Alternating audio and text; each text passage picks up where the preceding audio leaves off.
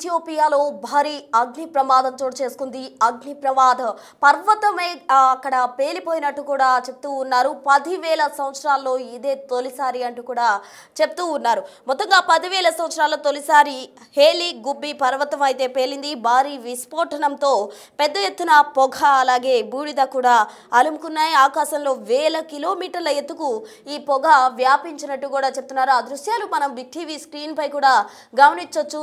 నల్లటి పొగ ఆకాశం ఎత్తులో కూడా అది అలుముకున్న దృశ్యాలు మనం చూడొచ్చు. తాత్కాలికంగా వందల విమానాలు కూడా ఈ అగ్ని పర్వతం పేలడంతో రద్దు చేసినట్టు కూడా మనకు సమాచారం అందుతుంది. 25 నుంచి 45 వేల అడుగుల ఎత్తుకు ఈ పొగ అంతా కూడా విస్తరించినట్టు చెప్తూ ఉన్నారు. అంటే ఎంత హైట్లో ఇది విస్తరించిందో మనం అర్థం చేసుకోవచ్చు. అంటే తీవ్రత ఎంతగా ఉందో కూడా మనం అర్థం చేసుకోవచ్చు.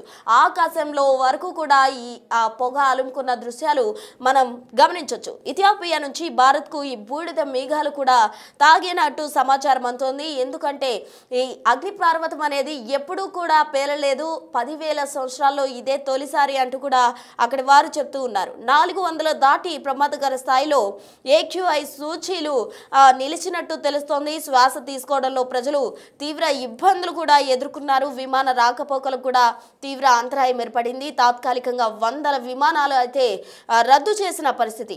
కానీ ఫ్లైట్లను దారి మళ్లిస్తూ ఎయిర్వేస్ సంస్థలు నిర్ణయం తీసుకున్నాయి. పొగమంచుకు తోడు పెద్ద ఎత్తున అగ్ని పర్వతం బూడిద కూడా అక్కడ కమ్మేసింది.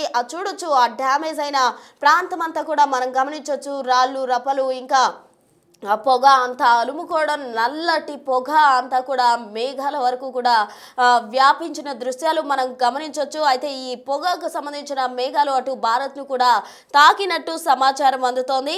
ఎర్ర సముద్రం మీదుగా ఒమన్, యెమెన్ దేశాలకు ఈ దట్టమైన పొగ మేఘాలు విస్తరించినట్టు కూడా చెప్తూ ఉన్నారు అధికారులు. అప్రమత్తంగా ఉండాలని, ఉత్తర భారతదేశంలో పెద్ద ఎత్తున ఇది విస్తరించే అవకాశం ఉందని ప్రజలు అప్రమత్తంగా ఉండాలంటూ కూడా అధికారులు సూచిస్తూ ఉన్న పరిస్థితి. రోడ్లపై వెళ్లేందుకు కూడా నగరవాసులు ఇబ్బందులు పడుతూ ఉన్నారు. పొగ మంచుకు తోడు పెద్ద ఎత్తున అగ్నిపర్వతం బూడిద కమ్మేసింది. అటు రోడ్లపై కావచ్చు, ఇంకా ఇతర ప్రాంతాల్లో కావచ్చు తీవ్రంగా ఈ పొగ మంచు అలుముకుంది. దీంతో ఫ్లైట్లను కూడా రద్దు చేశారు. కొన్ని ఫ్లైట్లు దారి మళ్లిస్తున్నట్టు ఎయిర్వేస్ కు సంబంధించిన సంస్థలు అయితే చెప్తూ ఉన్నాయి. మొత్తంగా అక్కడ ప్రజలైతే శ్వాస తీసుకోవడంలో కూడా తీవ్ర ఇబ్బందులు ఎదుర్కొంటున్నారు. 400 దాటి ప్రమాదకర స్థాయిలో AQI సూచీలు అయితే నిలిచాయి. అటు ఢిల్లీ, రాజస్థాన్, పంజాబ్ లో కాలుష్య తీవ్రత కూడా దీని కారణంగా పెరిగినట్టు మనకు సమాచారం అందుతోంది. ఇథియోపియా నుంచి భారత్ కు ఈ బూడిద మేఘాలు తాగడంతో ఉత్తర భారతదేశంలో దీని ప్రభావం ఎక్కువగా ఉండనుంది అని కూడా చెప్తూ ఉన్నారు.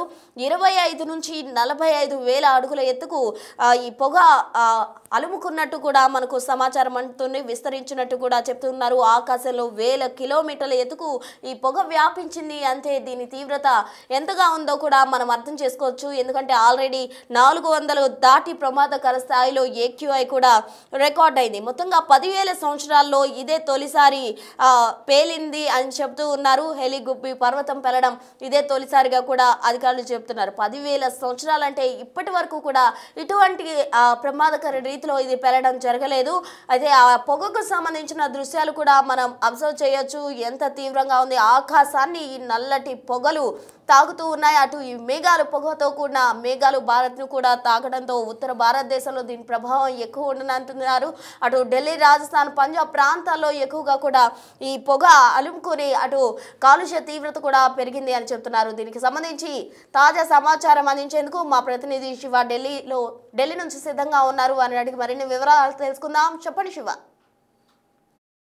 ఢిల్లీలో గాలి కాలుష్యం రోజు రోజుకు ఎక్కువ అవుతోంది. ఈ గాలి కాలుష్యం తగ్గించేందుకు ఢిల్లీ ప్రభుత్వం అనేక చర్యలు చేపడుతోంది. ఆ చర్యల్లో భాగంగా గ్రాప్ 1, గ్రాప్ 2, గ్రాప్ 3 అంటే గ్రేడెడ్ రెస్పాన్స్ యాక్షన్ ప్లాన్ కాలుష్యం తగ్గించేందుకు ఈ ప్లాన్స్ అనేవి కూడా ఇంప్లిమెంట్ చేస్తుంది. అయితే కొత్తగా గతంలో వాహనాల రాకపోకలకు సంబంధించి BS3, BS4 పెట్రోల్, డీజిల్ వాహనాలపై నిషేధం విధించింది. ఇతర రాష్ట్రాల నుంచి కమర్షియల్ ట్యాక్స్ వాహనాలు ఏవైతే ఉన్నాయో గూడ్స్ వాహనాలు వాటిపై నిషేధం విధించింది. భవన నిర్మాణాలపైన, భవనాల కూల్చివేతపైన కూడా నిషేధం విధించింది. అయినప్పటికీ కూడా గాలి కాలుష్యం అనేది తగ్గకపోవడంతో మరొక కీలక నిర్ణయం అయితే ఢిల్లీ ప్రభుత్వం తీసుకుంది. దానిలో భాగంగా గ్రాప్ 4లో ఇంప్లిమెంట్ చేయాల్సిన ఈ ఉద్యోగులకు సంబంధించి వర్క్ ఫ్రమ్ హోమ్ కానీ 50% కార్యాలయాలకు వెళ్ళి పనిచేయడం, దీని ద్వారా పీక్ అవర్స్లో వాహనాలు రాకపోకలు కానీ కాలుష్యాన్ని తగ్గించవచ్చు అనే ఉద్దేశంతో ఢిల్లీ ప్రభుత్వం ఎప్పుడు కూడా గ్రాప్ 4లో దాన్ని ఇంప్లిమెంట్ చేస్తుంది. కానీ గ్రాప్ 4లో ఉన్న ఈ నిబంధనను గ్రాప్ 3లోకి తీసుకొచ్చి గ్రాప్ 3లోనే దీన్ని ఇంప్లిమెంట్ చేస్తున్నారు. దానిలో భాగంగా ప్రభుత్వ కార్యాలయాల్లో పనిచేసే ఉద్యోగులు, అలాగే ప్రైవేట్ కార్యాలయాల్లో పనిచేసే ఉద్యోగులు ఎవరైతే ఉన్నారో వారు 50% మాత్రమే వచ్చి ఆ కార్యాలయాల్లో పనిచేయాలి. మిగతా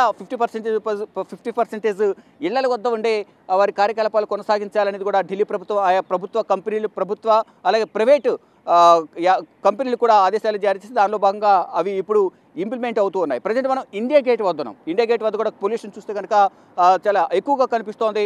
ఒకవైపు చలి, మరొకవైపు పొగమంచు, గాలి ఏదైతే కనిపిస్తుందో ఇదంతా గాలి కాలుష్యం. ఇండియా గేట్ వద్ద మొత్తం ఒక లేయర్, ఇండియా గేట్ కనబడకుండా ఒక లేయర్ అనేది అడ్డుపడుతున్న దృశ్యం అనేది మనకు కనిపిస్తోంది. అంటే ఢిల్లీలో ఈ కాలుష్యం అనేది ఎక్కువ అవుతున్న నేపథ్యంలో ఢిల్లీ ప్రజలు మాత్రం తీవ్ర ఇక్కట్లు ఎదుర్కొంటూ ఉన్నారు. మనం చూస్తున్నాం ఇండియా గేట్ నార్మల్ రోజులైతే క్లియర్గా కనిపిస్తూ ఉంటుంది. కానీ మధ్యలో ఏదో తెరగట్టినట్లుగా ఒక లేయర్ లాగా ఇండియా గేటుకు గాలి కాలుష్యం అనేది, ఆ పొగ అనేది అడ్డుపడుతోంది, అది కనిపిస్తూ ఉంది. అంటే ఢిల్లీలో కాలుష్యం పెరగడం పట్ల కంట్రోల్ చేయడంలో ప్రభుత్వం విఫలమైంది అనేది ప్రధానంగా భావిస్తున్నారు ఢిల్లీ ప్రజలు. దానిలో భాగంగా ప్రజలందరూ కూడా నిరసన వ్యక్తం చేస్తూ ఉన్నారు. ఆ నిరసన దృష్ట్యా ప్రభుత్వం అనేక చర్యలు చేపడుతుంది. దానిలో భాగంగానే ఈ ప్రభుత్వ ఉద్యోగులకు సంబంధించి కూడా సగం మందిని ఇంటి నుంచే పనిచేసేలా, మిగతా సగం మంది ఆఫీస్కి వచ్చేలా చూడాలంటూ కూడా ఆయా సంస్థలను ప్రభుత్వం కోరింది.